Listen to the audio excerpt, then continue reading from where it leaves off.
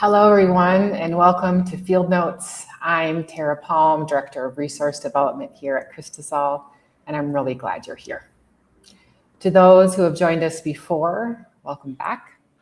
And to anyone joining Field Notes for the first time, we're especially grateful you're with us today. Field Notes is a space for honest conversation about what human rights looks like on the ground here in Central America and how the struggles here connect to broader forces shaping democracy and repression around the world. At Cristosal, we stand alongside those resisting injustice, defending rights, seeking truth, and making sure voices are heard. Across El Salvador, Guatemala, and Honduras, we support people demanding justice, confronting corruption, and working to protect democracy. We're honored today to be joined by Ruth Ben Ghiat. Ruth is a professor of history and Italian studies at New York University and the author of Strongmen, Mussolini to the Present. Ruth, we're very glad you're with us, and thank you so much for being with us. And helping guide the conversation is Noah Bullock, Executive Director at Cristosal. A quick note on the flow for today. This is a slightly abbreviated Field Notes, about 30 minutes, and we'll be keeping it focused on the conversation between Ruth and Noah. We will not have a live Q&A, but please feel free to share questions in the chat, and we'll be sure to follow up afterward. And as always, a special thank you to our colleague, Gio, who works behind the scenes here at Field Notes to make this happen. Thanks, Gio. And with that, thanks again for joining us, and I'll turn it over to you, Noah. Welcome, Ruth Ben Ghiat is a professor of history and has become recently a strong voice to help identify and understand authoritarianism, autocracy in our time. Ruth, we're super excited to talk to you. I think here at Cristosal, we're still processing everything that's happened to us as a consequence of autocracy as an organization and people. I often think of a friend of mine from Venezuela who's in exile, says that when Trump took office last year, the Venezuelans in the US felt like they were people from the future. And just wanted to be able to warn people. And we have a similar sense. We've been witnesses to the construction of an autocracy over the last 7 years in El Salvador.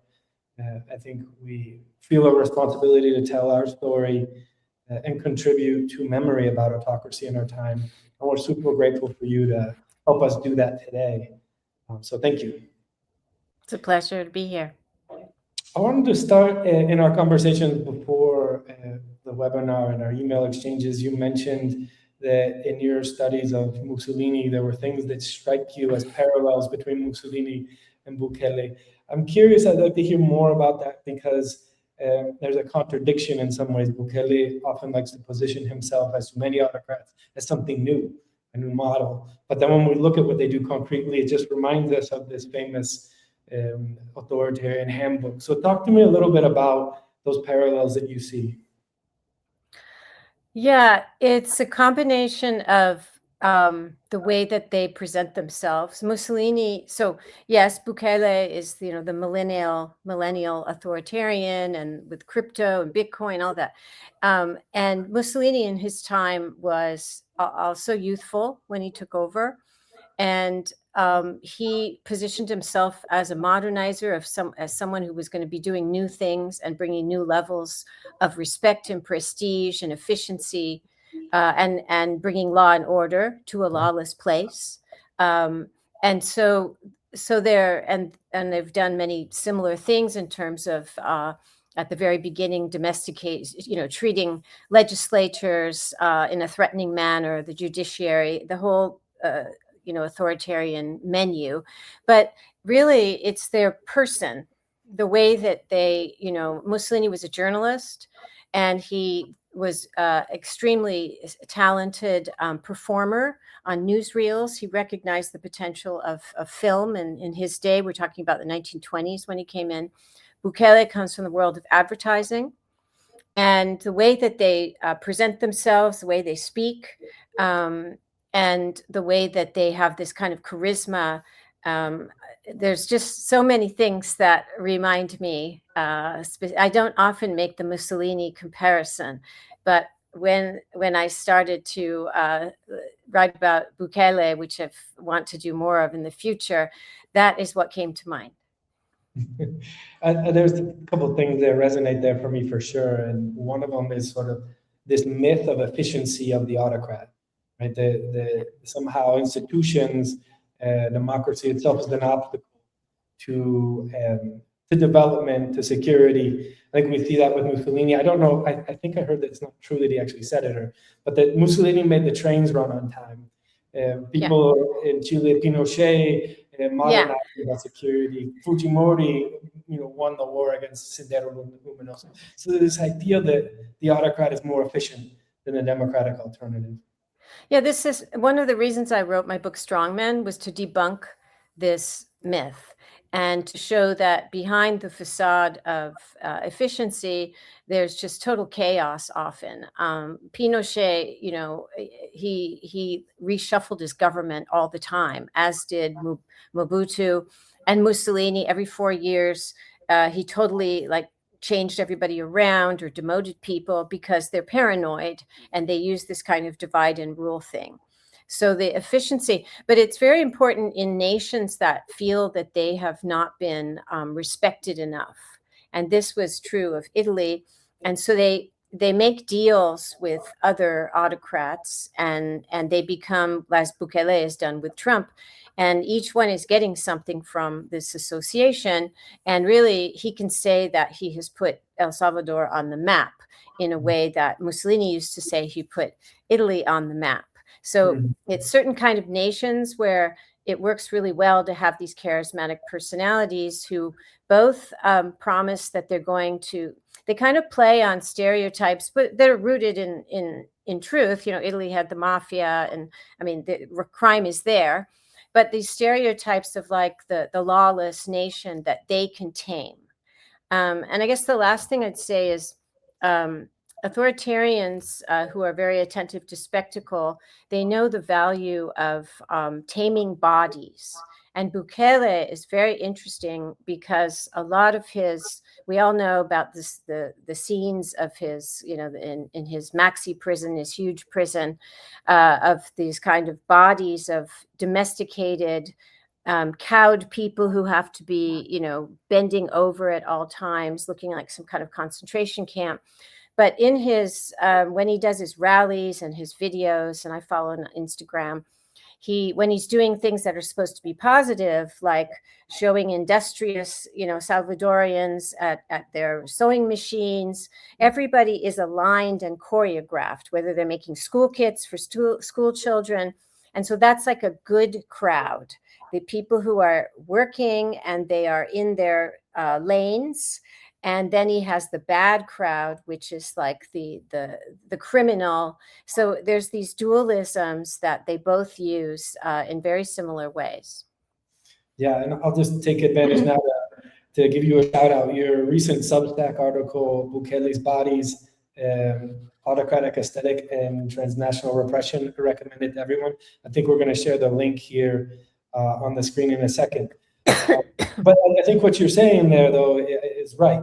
They use media, they use images, symbols to communicate, tell a story about who the good ones are and who the bad ones are. In El Salvador, I think we talk a lot about how Bukele has been so successful in creating the image of the internal enemy. And so it's the image of the internal enemy. These are horrific. They're just horrible images that recall the worst, atrocities and other continents, right? Mass camps and that kind of thing. But it's in a dualism with his own personality, and so he really is, I would say, of all the leaders on the continent, he is the smoothest. He's very attentive to his person, his costumes. He has his black shirt. That's what another thing reminds me of Mussolini. But he also has his other kinds of costumes, the way he holds himself, and the way he speaks, where he manufactures this vision of a better future, and that he's doing it, and he has the youthful energy to do it. This is also what Mussolini did a lot as well. It's not only Mussolini, but that was our starting point for this conversation. Yeah, but you also mentioned his outfits, right? I think we were surprised when he came out and is the inauguration of his first but first illegal presidential term, and he dressed up like a dictator.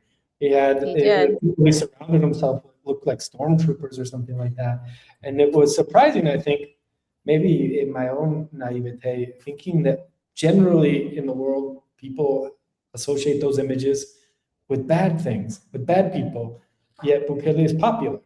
So I wanted to ask you a little bit more about that, and also draw on like the historical perspective as you studied strongmen throughout the last decades. Is Bukele's popularity unique? Should we, when we hear polls in El Salvador that he has 80-90% approval ratings, do they tell us the same thing about people's opinions about their leader as they would in an open society, a free society?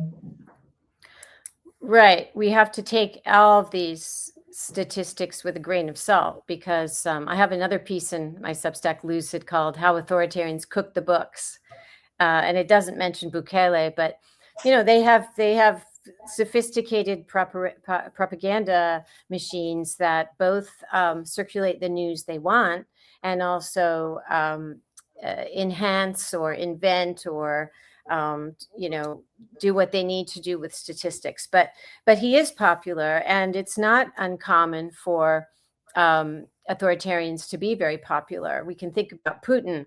So in 2014, when Putin annexed Crimea, which was, an aggressive imperialist thing, and he had just had this terrible crackdown after he came back to the presidency in 2012, and there were mass demonstrations, and he really started on a much more repressive path. And yet he had a similar, I think it was 70-80% popularity, or above 80. And so they're able to be popular like this. And so was Mussolini before he invaded Ethiopia and then bankrupted the state. He was extremely popular because if they pull off the illusion of helping the whole country by combating crime, and they're very savvy in the ways that they depict the internal enemy, and give the illusion that they're doing good things for the rest of the people, then they can pull this off. It doesn't last, because there's a kind of syndrome where if they are popular for too long and they surround themselves with sycophants, as they become more repressive, they surround themselves with sycophants, and they purge, the party and the political core. And so nobody is giving them objective feedback. And this is happening with Trump, of course. It happened with Mussolini. And then they can do things that backfire on them. Yeah, I mean, I think there's always that question or assumption, at least from people from a democratic perspective, that dictatorship has a half-life, that the concentration of power undermines the regime itself.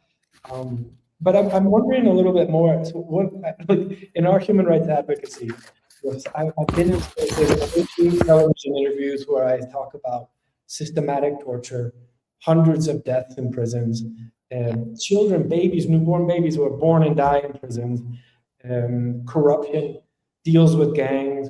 All of these things would be, like, for me, red lines that undermine the legitimacy of any ruler, even if they were democratically elected. Crimes at that scale. But with Bukele, and the response I often get in those same interviews is, but he's popular.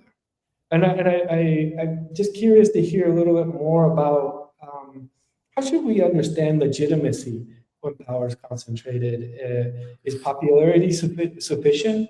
It seems to be one of Bukele's greatest covers from accountability. It is a cover, and that's how they use it, because they're able to say, well, I have a kind of mandate, a popular mandate to do that.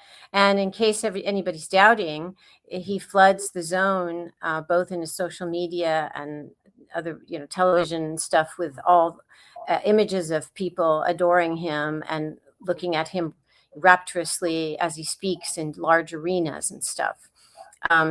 But one thing that is different today is, when you come in via coup, which has obviously happened in many places in the hemisphere, then the level of violence, the level of public violence, is obviously very high from the very beginning, because you have the military. And in our 21st century, where autocrats come to power more by elections, and the military, it can be heavily involved, like in Venezuela, and they have, they draw them in by letting them share the corruption. And in some places, it's almost like a civilian military arrangement. But today, often what autocrats do, and this is true of Erdogan in Turkey, and it seems to be true with Bukele, they go for mass detention. They do use violence, but it's very targeted. And it's the autocrat game of making an example. You make an example of a few to deter the many. But really, there's like Erdogan also, after the coup against him, but even before, but it escalated after the coup attempt against him, locked up hundreds of thousands of people. And now his solution to having a rival, Imamoglu, who would clearly beat him for president if he allowed free and fair elections, he locked him up. And so jailing people, so you're not shooting them in the streets, you're not having tanks in the streets, but you're locking up vast numbers of people, and this makes you feel important, and it makes the public think that, oh, we need all these people. And that's the purpose of those images you showed from my from my Lucid piece, that they have to look as fearsome, as criminal as possible. And so that is used as a kind of alibi for the rest of the things he does, like, harass and persecute journalists, try and domesticate the judiciary, intimidate lawmakers. The whole menu of the things he does is dependent on this other stuff. Yeah, you mentioned that in your blog about the use of Sekot as an image, a symbol for Trump's immigration policy. One of those things that bothers you about the media coverage of this was Kristi Noem chose to do her press conference in front of prisoners who were not the immigrants that she sent there. Those who were older gang members that were transferred from other prisons when they opened Sekot. But they work as a Sekot itself, I think. People also used to ask me, like, why did the U.S. do this? Well, they were, in some ways, I think they were hiring Sekot as a stage to tell a story about who are the eternal enemies. And the prisoners themselves are old gang members who have tattoos of their gangs on their face and chest. And there's no ambiguity about who it is they say that they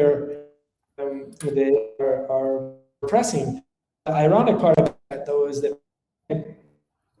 image doesn't fit the 100,000 people he's rounded up in the state of exception, and the image doesn't fit, according to our research with Human Rights Watch, the profile of the migrants who were sent from Venezuela there. So it is interesting that the very intentional use of the props. think that's what you meant by the sort of Yes. international cooperation between two autocrats. Yeah, because for autocrats, everyone is an asset. They're amoral, they're transactional people. And Trump also, Trump doesn't care if Americans live or die. He just needs them to be props.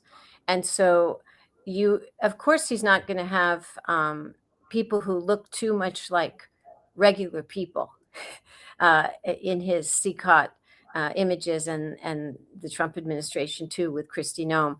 They have to be the most hardened criminals possible, because Bukele, it's really important that he worked in advertising.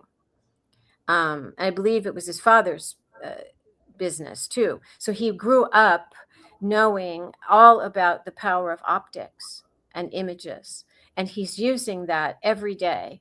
But that's why only the most tattooed, fearsome people had to be used as props, and then you put them together in those very dehumanizing ways, which further makes the viewer and the average citizen feel they can't feel any sense of identification with them. Thus, Bukele gets a pass or even gets approval. So he's doing things that are part of the autocratic playbook. How do you get people to approve of and even legitimate your brutality? And he's doing it in a very sophisticated manner. Yeah. You were talking about the new sort of methodologies of repression. I mentioned before we got on the webinar, in 30 years ago in Latin America, dictatorships across the region waged dirty wars against their population. Salvador, there were jeeps with death squads that were disappearing people, and body dumps that everybody knew that they exist. So public violence was a specific tool. Whereas I think what Bukele's updated the manual in that sense by learning how to create through both the optics and the reality of mass arbitrary detention to be able to tell the entire population that he has the power to decide who has rights and who doesn't, and detain whoever he wants, whenever he wants, and there are no institutions to intervene on behalf of people's rights. So I think that becomes the state of exception, like you were kind of alluding to. It gets a pass because people assume that the ones who are being detained there are really enemies. But when you look at it, they've used the guise of a security strategy to create a massive repressive system, maybe one of the most efficient ones, or per capita at least large-scale ones in the world. That's an interesting way to think about it. Let's shift gears. I want to ask about resistance. I want to ask about this because I've been in conversations with friends of mine, Venezuelan exiles, and specifically about their attitudes about the intervention and the capture of Maduro. I'm not saying all Venezuelans think this way, but one of my friends who I talked to, the Venezuelan opposition has been asking for U.S. intervention, and he says to me, we've tried everything. We have done marches, we've done elections, we've gotten UN special working groups, we've gone to the International Criminal Court. He says, when has international law ever protected Venezuelans from Maduro? He says, when has the Inter-American Court or the Peace Building Fund built peace or liberated prisoners? And so the Venezuelans, some of them, were asking for U.S. intervention. I think something similar you hear in Iran. I don't know Iranians, but I've heard analysts talking about how they feel like their internal options to generate a political change have been exhausted. Where do you see, either in history or in the present, opportunities to resist once there's a autocratic regime that's really concentrated power? Well, Venezuela, it's very tragic because they did everything right, and they actually pulled off a miracle by having a landslide victory for Gonzalez. They did it, but the autocrat was so entrenched, and there were just too many interests built up, civilian, military, business, all the corruption, all the blocks of corruption, so that he was able to just not leave, right? But it's not that they did anything wrong. They actually won an election in impossible circumstances.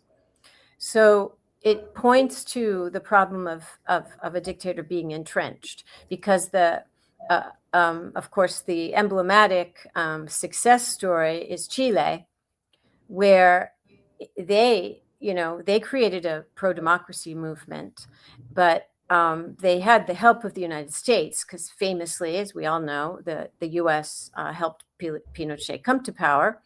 But then they got tired of him, and so the National Institute of Democracy and other things, they gave millions of dollars to on the ground Chilean organizations once they were going to have their referendum to register Chileans to vote, because Pinochet had thrown out the voter rolls. And so there they pulled off, in fact, it was an even smaller margin. I've forgotten exactly, but it was like 54 to 46 that Pinochet was going to have to leave. But he had to leave because he no longer had the support, and including of his foreign patron. Venezuela, different situation, and he just didn't leave. So you could conclude from that, and you could become very despairing, right? But so it's a difficult thing, but I think that in general, we see in the history of, for example, in Brazil, which was a different kind of situation under the dictatorship. It was really a civilian military. But there were things like doctor strikes, and I think one thing that movement building and resistance and civil society organizations, a concept of the pillars of society, and the elites. You have the military, but you have professionals, you have educators, and you want to create situations where these elites will defect. Well, they will stop supporting the junta or whatever kind of government it is, and they will start to work for its demise. It's very difficult to do, but it's happened in history, and I think we have to look to those examples, but also to Chile, what they were able to do under very, very difficult circumstances. But my heart goes out to Venezuelans, because they really, when I think about the conditions they're under, and how they actually won this election, and then we're not able to take power, it's very tragic. So one of the, I think, criticisms that I hear from Venezuelan oppositions is, after we won the election, there wasn't a robust response from the international community.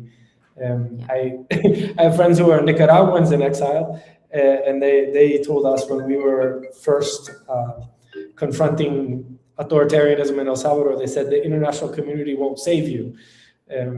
But what should be the role of the international community in supporting democracy movements? I guess I asked that. It's hard to understand, because there's a massive shift going on among democratic countries and not democratic countries, in the new sphere of influence that was declared by the White House. I mean, what should democratic countries do to support democratic movements, if anything? Yeah, it's a very difficult time, because this multipolarity strategy of China and Russia, which started out in 2021, is all about taking down not just the US and displacing it, and now Trump's helping that as much as he can. He's like a saboteur of his own country. But the whole point of it, and Trump is doing this by inviting Netanyahu and Putin, who have international criminal court arrest warrants, onto American soil. The point is to completely discredit democratic notions of internationalism, collective security, and law. The whole apparatus of human rights law, of international jurisprudence that in the past was sometimes used and came out of fascism originally, so that would never happen again. So many autocracies, and now with Trump as well, are trying to destroy this, because they're afraid of it. And so they're trying to discredit it. And so right now, that adds a more of a complication to the old strategy of relying on condemnation of international human rights condemnation or UN condemnation. They're saying, we don't care. And that's exactly why Trump also is a man of spectacle. And of course, he's going to have the war criminal Putin come onto American soil. He's going to host he hosts Bukele, but he also hosts Netanyahu, another war criminal, on American soil to say, we don't believe in that anymore. So we have to develop new strategies for this new situation. Yeah, I guess going back to the warning that the Nicaraguans gave us, they said two things, actually. One, they said, don't take too long to unite. And Yes. two, don't expect the international community to save you. And I think when years later now, I've reflected on it. I think what they were saying is oftentimes democracy movements advocate too much to international actors, spend too much time at international embassies and not enough time talking to their neighbors. And maybe even human rights movements, democracy movements spend too much time with purity tests. And I won't sit down with this person or that person.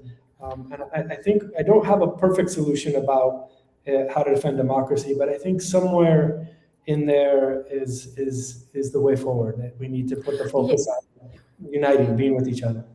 Yeah, because what we do know is you need a big tent coalition. And this is what the Chileans did very successfully. They had labor, they had the Catholic Church, and I'm watching Catholic Church intently in terms of the American, what they're saying about America. But you have, of course, in a multi-party system. In Chile, they had everybody but the communists because this is also important. It's much more effective for resistance to be nonviolent, because when you have violence, it alienates these elites and other conservative people who you want to get on your side, the quote respectable people who have been co-opted often by these dictators. And if there's violence, then that's not going to work. So that's why in Chile, the communists didn't want to renounce violence. This is like in the mid 80s. They were still trying to, kill Pinochet. And so, but they had a big tent, and they truly, and they had optimistic messaging that gave people a sense of hope. And so I always, every time I think about this, they had a March for Joy, and the slogan was "Joy is on the way." And you think, who has a March for Joy under a military dictatorship? That's like really incredible, right? And yet they did, because you have to unite people, you have to have difficult conversations, and that translates hopefully into a big tent coalition. But you have to give people a sense of hope because it's dangerous to protest. We're seeing this in the United States. It can be dangerous to protest, and it's certainly been far more dangerous in places like Argentina, et cetera. So they have to have a vision of a different nation, and a sense that they will get justice for their loved ones in places where there's been a lot of disappearances. So there are things that are like principles of there's an autocratic playbook, but there is a resistance playbook too, that can be modified from place to place. Ruth, it's so good to talk to you. I know we have to be respectful of your time, but just yesterday we were celebrating my birthday, but also 6 years since Bukele invaded the Legislative Assembly with the military and threatened to dissolve it. So talking with you is timely for us. I hope this is just the beginning of a conversation, and we're really grateful for you and your time. For those of us watching and following us, we will be marking next month 300 days of our colleague Ruth's detention without trial. So keep her in mind as we think about autocracy around the world, and let's pray and work for her freedom. Thank you, Ruth. And thank you for all you're doing.